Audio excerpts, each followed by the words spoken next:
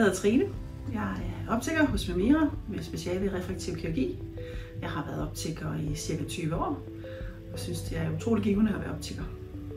Vision for All, det er en organisation, der rundt i verden hjælper mennesker med at få briller. Fattige folk, der ikke har mulighed for selv at komme til optiker eller øjenlæge for den sags skyld.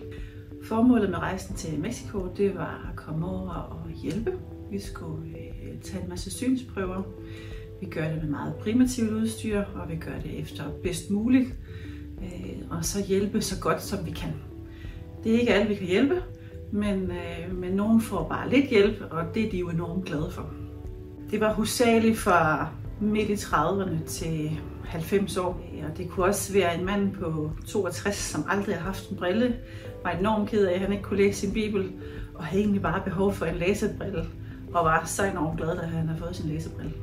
Altså, vi lavede nogle arbejdsstationer på plastikstole, så vi sad på plastikstole og havde vores flipbriller og vores lille prøvekasse, og så sad vi i en meget akavet arbejdsstilling op foran en patient, så man blev hurtigt lidt træt i ryggen, men det krævede jo bare lidt afslapning og lidt udstrækning, og så var man klar igen. En typisk dag for 3 optikere, der kan der være et sted mellem 300 og 450 mennesker, der skal have taget synsprøver.